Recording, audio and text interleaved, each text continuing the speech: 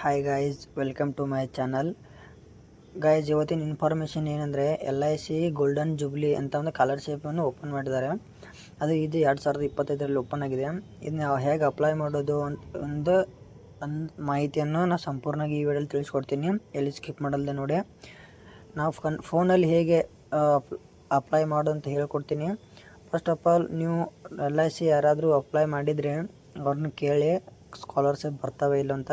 ಎಲ್ಲರಿಗೂ scholarship available ಇದೆ. ಇದು ಅದಕ್ಕಾಗಿ ಎಲ್ಲರೂ ಅವೈಲೇಬಲ್ ಮಾಡಿ. ಫಸ್ಟಾಗಿ ಕ್ರೋಮನ್ನು ಓಪನ್ ಮಾಡಿ. ಆಮೇಲೆ LIC ಅಂತ ಸರ್ಚ್ ಮಾಡಿ. ಅಲ್ಲಿ ಲೈಫ್ ಇನ್ಶೂರೆನ್ಸ್ ಕಾರ್ಪೊರೇಷನ್ ಆಫ್ ಇಂಡಿಯಾದ ಬರುತ್ತೆ. ಅದ್ರ ಮೇಲೆ ಇಲ್ಲಿ ಕ್ಲಿಕ್ ಮಾಡಿ. ಅದಾದಮೇಲೆ ಅದು ಓಪನ್ ಆಗುತ್ತೆ.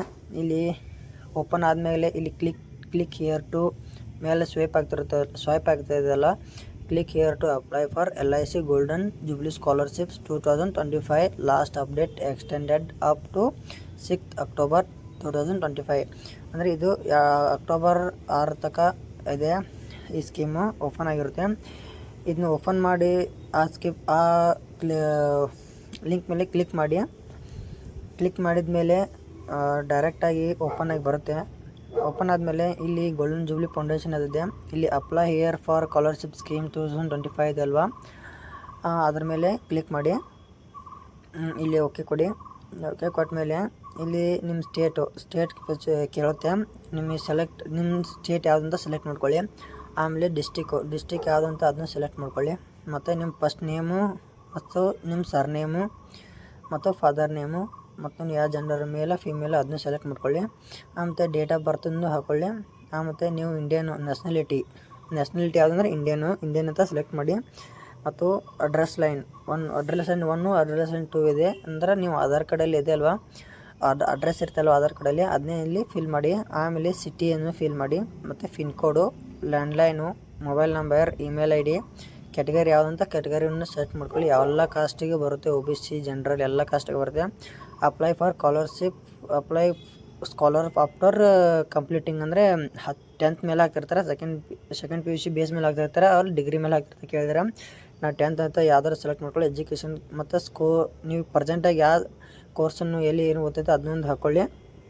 ಆಮೇಲೆ ಎನ್ಯುವಲ್ ಇನ್ಕಮ್, ನಿಮ್ಮದು ಕಾಸ್ಟ್ ಇನ್ಕಮಲ್ಲಿ ಎನ್ಯುವಲ್ ಇನ್ಕಮ್ ಎಷ್ಟೈತಲ್ಲ ಅದನ್ನೊಂದು ಫಿಲ್ ಮಾಡಿ. ಮತ್ತು ಕಾಸ್ಟ್ ಇನ್ಕಮನ್ನು ಇಲ್ಲಿ ಅಪ್ಲೋಡ್ ಮಾಡಿ. ಮತ್ತು 10th ಎವ್ಲ್ಯೂಷನ್ ಅದನ್ನು ಯೂನಿವರ್ಸಿಟಿ ಬೋರ್ಡ್ ನೇಮ್ ಹಾಕಿ, ಕರ್ನಾಟಕ ಎಜುಕೇಷನ್ ಎಕ್ಸಾಮಿನೇಷನ್ ಬೋರ್ಡ್ ಅಂತ. ಮತ್ತು 10th ಯಾವಾಗ ಮುಗಿದಿದೆ ಎಲ್ಲ ಸೆಕೆಂಡ್ PUC ಮೇಲೆ ಹಾಕ್ತಾರೆ, ಸೆಕೆಂಡ್ PUC ಯಾವಾಗ ಮುಗಿದಿದೆ ಅದನ್ನು ಇಲ್ಲಿ ಫಿಲ್ ಮಾಡಿ. ಮತ್ತು ಪರ್ಸೆಂಟೇಜ್ ಆಫ್ ಮಾರ್ಕ್ಸ್ ಅಂದರೆ 10th ಪರ್ಸೆಂಟೇಜನ್ನು ಇಲ್ಲಿ ಹಾಕಿ. ಆಮೇಲೆ ಅಪ್ಲೋಡ್ ಮಾರ್ಕ್ಸ್ ಶೀಟ್ ಅಂದರೆ 10th ಮಾರ್ಕ್ಸ್ ಕಾರ್ಡನ್ನು ಇಲ್ಲಿ 2 MB ಕಮ್ಮಿ ಇರಬೇಕು, ಇಲ್ಲಿ ಅಪ್ಲೋಡ್ ಮಾಡಿ. ಇಯರ್ ಆಫ್ ಅಡ್ಮಿಷನ್ ಅಂದರೆ ಯಾವ ಅಡ್ಮಿಷನ್ ಈಗ ಪ್ರೆಸೆಂಟಾಗಿ ಎಲ್ಲಿ ಕಲಿತಾ ಇದ್ದೀರಲ್ಲ ಅಲ್ಲಿ ಅದನ್ನ ಅಂದರೆ ಅದರ ಪ್ರೂಫ್ ಅಂದರೆ ರೆಸಿಟಿ ಅನ್ನೊಂದು ಪ್ರೂಫ್ ಇರುತ್ತಲ್ವ, ಅದನ್ನು 2 MB ಕಮ್ಮಿ ಇರಬೇಕು, ಅದನ್ನ ಅಪ್ಲೋಡ್ ಮಾಡಿ. ಮತ್ತು ನಿಮ್ಮ ಫ್ಯಾಮಿಲಿಯಲ್ಲಿ ಯಾರಾದರೂ LICಯಲ್ಲಿ ವರ್ಕ್ ಮಾಡ್ತಿದ್ರೆ, ಯಾರು LICಯಲ್ಲಿ ಅಂದರೆ ಏನಾರು ಲೋನ್ ತೊಗೊಂಡಿದ್ರೆ ಅಲ್ಲಿ ಎಸ್ ಆರ್ ನೋ ಅಂತ ಸೆಲೆಕ್ಟ್ ಮಾಡ್ಕೊಳ್ಳಿ. ಆಮೇಲೆ ನೀವು ಫಸ್ಟ್ ಎಲ್ಲಿಯಾದರೂ ಸ್ಕಾಲರ್ಶಿಪ್ಪನ್ನು ತೊಗೊಂಡಿದ್ರೆ ಅಲ್ಲಿ ಎಸ್ ಅಂತ ಸೆಲೆಕ್ಟ್ ಮಾಡ್ಕೊಳ್ಳಿ. ಆಮೇಲೆ ಬ್ಯಾಂಕ್ ಡೀಟೇಲ್ಸ್ ಅಂದರೆ ಬ್ಯಾಂಕ್ ಡೀಟೇಲ್ IFSC ಕೋಡು ಇಲ್ಲಿ ಫಿಲ್ ಮಾಡಿ. ಆಮೇಲೆ ನೇಮ್ ಆಫ್ ಬ್ಯಾಂಕ್ ಅಂದರೆ ನೀವು IFSC ಕೋಡ್ ಹಾಕೊಂಡು ಆಟೋಮೆಟಿಕ್ಲಿ ಬ್ಯಾಂಕ್ ನೇಮು ಮತ್ತು ಯಾವ ಬ್ರ್ಯಾಂಚ್ ಅಂತ ಆಟೋಮೆಟಿಕ್ಲಿ ಸೆಲೆಕ್ಟ್ ಆಗುತ್ತೆ. ಮತ್ತು ಅಕೌಂಟ್ ನಂಬರು ನೀವು ಹಾಕಬೇಕು, ಅಕೌಂಟ್ ನಂಬರ್ ಒಂದು ಹಾಕಿ. ಆಮೇಲೆ ಲಾಸ್ಟ್ ಡಿಜಿಟು ಅಂದರೆ ಆಧಾರ್ ಕಾರ್ಡ್ ಲಾಸ್ಟ್ 4 ಸಂಖ್ಯೆಯನ್ನು ಇಲ್ಲಿ ಫಿಲ್ ಮಾಡಿ. ಆಮೇಲೆ ಲಾಸ್ಟ್ಗೆ ಇಲ್ಲಿ ಡಿಕ್ಲೇರೇಷನ್ ಅಂತ ಆಪ್ಷನ್ ತೋರಿಸಿರ್ತದಲ್ಲ ಅದನ್ನೆಲ್ಲ ಫಿಲ್ ಮಾಡ್ಕೊಳ್ಳಿ. ಫಿಲ್ ಮಾಡ್ಕೊಂಡ್ಮೇಲೆ ಸಬ್ಮಿಟ್ ಅಂತ ಹೊಡೀರಿ. ಸಬ್ಮಿಟ್ ಮಾಡಿದ್ಮೇಲೆ ಈ ಪೇಜ್ ಓಪನ್ ಆಗುತ್ತೆ. ಇಲ್ಲಿ ನಿಮ್ದು ರಿಜಿಸ್ಟರ್ ID ಮತ್ತು ನೀವು ಎಲ್ಲಿ ಅಪ್ಲಿಕೇಶನ್ ಹಾಕಿದಿರಲ್ವ ಅಲ್ಲಿ ಡಿವಿಷನಲ್ ಆಫೀಸ್ಗೆ ಹೋಗಿ ಇದು ಡೀಟೇಲ್ಸ್ ಎಲ್ಲ ಸಬ್ಮಿಟ್ ಆಗಿರುತ್ತೆ. ಮತ್ತು ನಿಮ್ಮ ಓಕೆ ಗಾಯ್ಸ್, ಏನೇ ಡೌಟ್ ಇದ್ದರೂ ನಲ್ಲಿ ಕಮೆಂಟ್ ಬಾಕ್ಸಲ್ಲಿ ಕಮೆಂಟ್ ಮಾಡಿ, ನಾನು ರಿಪ್ಲೈ ಮಾಡ್ತೇನೆ. ಓಕೆ ಗಾಯ್ಸ್, ಬಾಯ್.